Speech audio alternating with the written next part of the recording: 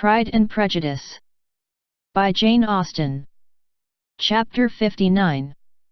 My dear Lizzie, where can you have been walking to? Was a question which Elizabeth received from Jane as soon as she entered their room, and from all the others when they sat down to table. She had only to say in reply, that they had wandered about, till she was beyond her own knowledge. She coloured as she spoke, but neither that, nor anything else, awakened a suspicion of the truth. The evening passed quietly, unmarked by anything extraordinary. The acknowledged lovers talked and laughed, the unacknowledged were silent. Darcy was not of a disposition in which happiness overflows in mirth, and Elizabeth, agitated and confused, rather knew that she was happy than felt herself to be so, for, besides the immediate embarrassment, there were other evils before her. She anticipated what would be felt in the family when her situation became known. She was aware that no one liked him but Jane, and even feared that with the others it was a dislike which not all his fortune and consequence might do away. At night she opened her heart to Jane. Though suspicion was very far from Miss Bennet's general habits, she was absolutely incredulous here. "You are joking, Lizzie. This cannot be, engaged to Mr. Darcy. No, no, you shall not deceive me. I know it to be impossible. This is a wretched beginning indeed. My sole dependence was on you, and I am sure nobody else will believe me, if you do not. Yet, indeed, I am in earnest. I speak nothing but the truth. He still loves me, and we are engaged." Jane looked at her doubtingly. "Oh, Lizzie, it cannot be. I know how much you dislike him. You know nothing of the matter. That is all to be forgot. Perhaps I did not always love him so well as I do now. But in such cases as these, a good memory is unpardonable. This is the last time I shall ever remember it myself." Miss Bennet still looked all amazement. Elizabeth again, and more seriously assured her of its truth. "Good heaven, can it be really so? Yet now I must believe you," cried Jane. "My dear, dear Lizzie, I do congratulate you, but are you certain, forgive the question, are you quite certain that you can be happy with him?" "There can be no doubt of that. It is settled between us already, that we are to be the happiest couple in the world. But are you pleased, Jane? Shall you like to have such a brother?" "Very, very much. Nothing could give either Bingley or myself more delight. But we considered it, we talked of it as impossible." "And do you really love him quite well enough?" "Oh, Lizzie! Do anything rather than marry without affection. Are you quite sure that you feel what you ought to do?" "Oh, yes. You will only think I feel more than I ought to do, when I tell you all." "What do you mean?" "Why, I must confess that I love him better than I do Bingley. I am afraid you will be angry." "My dearest sister, now be serious." "I want to talk very seriously. Let me know everything that I am to know, without delay. Will you tell me how long you have loved him?" "It has been coming on so gradually, that I hardly know when it began. But I believe I must date it from my first seeing his beautiful grounds at Pemberley." Another entreaty that she would be serious, however, produced the desired effect, and she soon satisfied Jane by her solemn assurances of attachment. When convinced on that article, Miss Bennet had nothing further to wish. "Now I am quite happy," said she, "for you will be as happy as myself. I always had a value for him. Were it for nothing but his love of you, I must always have esteemed him, but now, as Bingley's friend and your husband, there can be only Bingley and yourself more dear to me.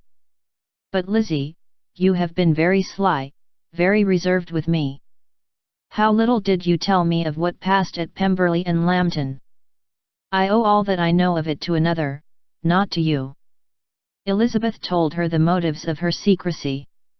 She had been unwilling to mention Bingley, and the unsettled state of her own feelings had made her equally avoid the name of his friend. But now she would no longer conceal from her his share in Lydia's marriage. All was acknowledged, and half the night spent in conversation. "Good gracious!" cried Mrs. Bennet, as she stood at a window the next morning, "if that disagreeable Mr. Darcy is not coming here again with our dear Bingley! What can he mean by being so tiresome as to be always coming here? I had no notion but he would go a-shooting, or something or other, and not disturb us with his company. What shall we do with him? Lizzie, you must walk out with him again, that he may not be in Bingley's way." Elizabeth could hardly help laughing at so convenient a proposal, yet was really vexed that her mother should be always giving him such an epithet. As soon as they entered, Bingley looked at her so expressively, and shook hands with such warmth, as left no doubt of his good information, and he soon afterwards said aloud, "Mrs. Bennet, have you no more lanes hereabouts in which Lizzie may lose her way again today?" "I advise Mr. Darcy and Lizzie and Kitty," said Mrs. Bennet, "to walk to Oakham Mount this morning. It is a nice long walk, and Mr. Darcy has never seen the view." "It may do very well for the others," replied Mr. Bingley, "but I am sure it will be too much for Kitty." "Won't it, Kitty?" Kitty owned that she had rather stay at home. Darcy professed a great curiosity to see the view from the mount, and Elizabeth silently consented. As she went upstairs to get ready, Mrs. Bennet followed her, saying, "I am quite sorry, Lizzie, that you should be forced to have that disagreeable man all to yourself. But I hope you will not mind it, it is all for Jane's sake, you know, and there is no occasion for talking to him, except just now and then. So, do not put yourself to inconvenience." During their walk, it was resolved that Mr. Bennet's consent should be asked in the course of the evening. Elizabeth reserved to herself the application for her mother's.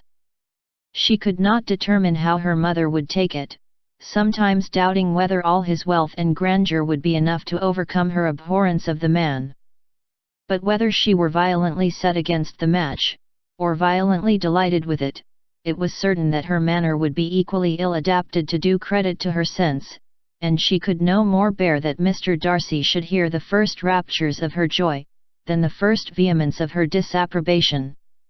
In the evening, soon after Mr. Bennet withdrew to the library, she saw Mr. Darcy rise also and follow him, and her agitation on seeing it was extreme.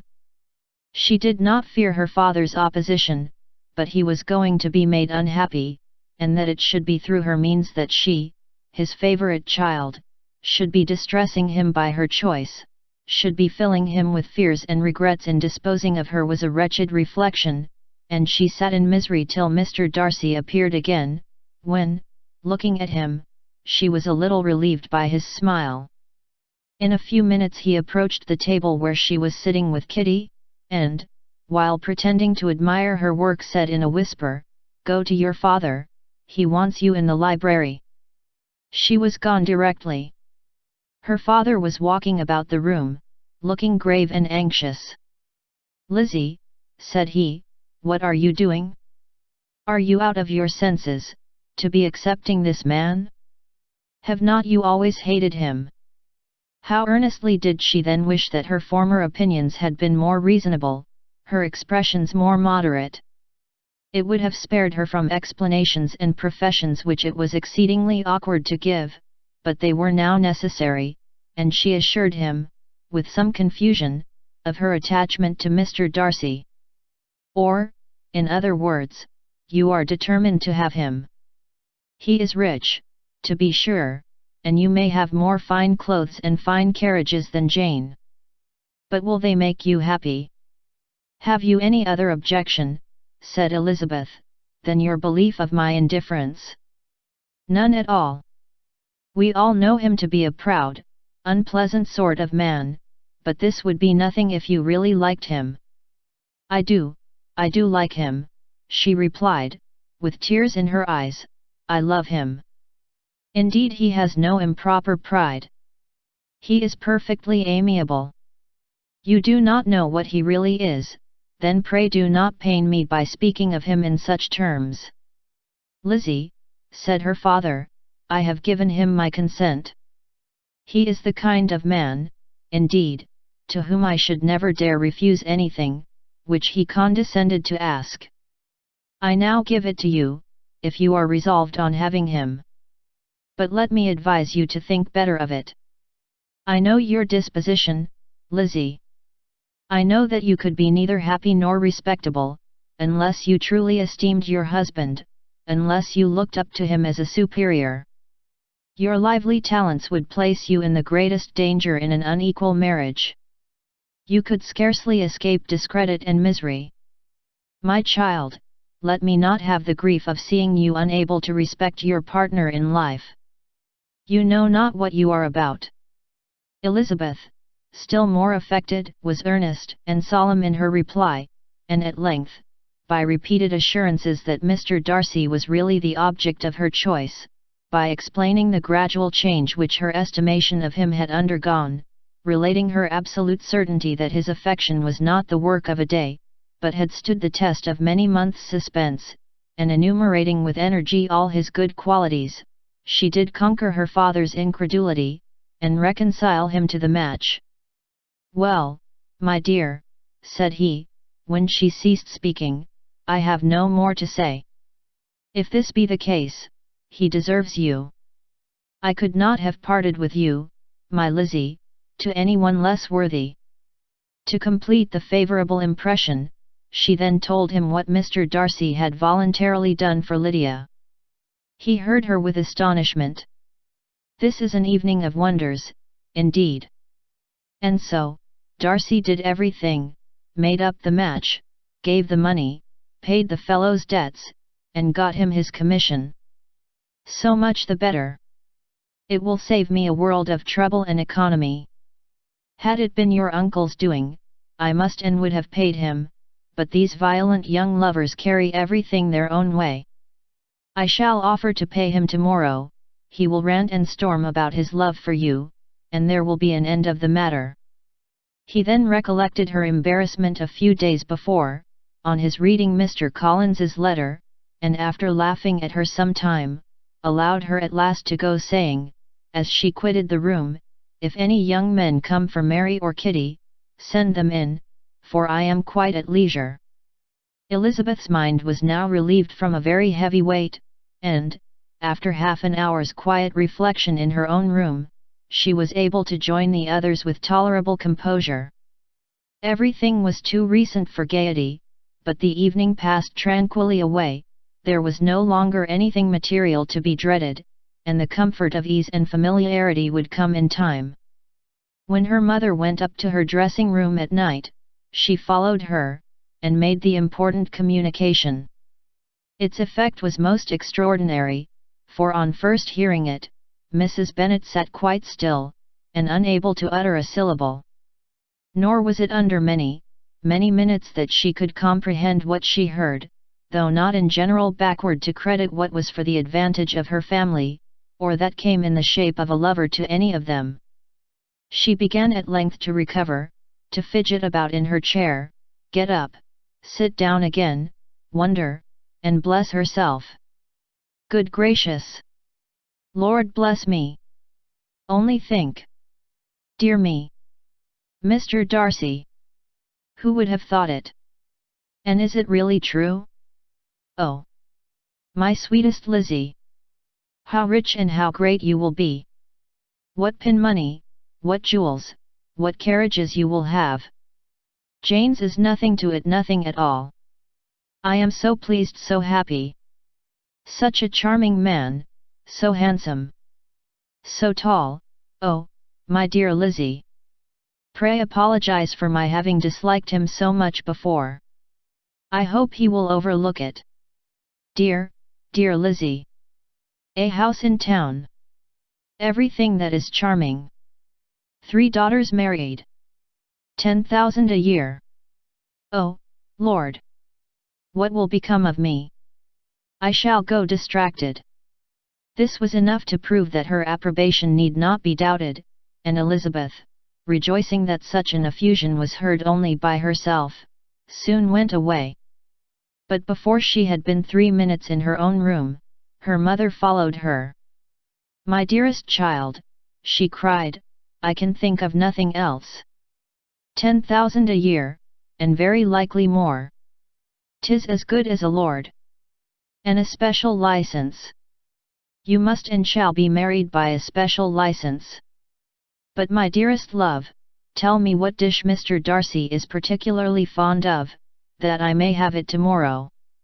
This was a sad omen of what her mother's behaviour to the gentleman himself might be, and Elizabeth found that, though in the certain possession of his warmest affection, and secure of her relations' consent, there was still something to be wished for. But the morrow passed off much better than she expected, for Mrs. Bennet luckily stood in such awe of her intended son-in-law that she ventured not to speak to him, unless it was in her power to offer him any attention, or mark her deference for his opinion. Elizabeth had the satisfaction of seeing her father taking pains to get acquainted with him, and Mr. Bennet soon assured her that he was rising every hour in his esteem. "I admire all my 3 sons-in-law highly," said he. "Wickham, perhaps, is my favourite, but I think I shall like your husband quite as well as Jane's."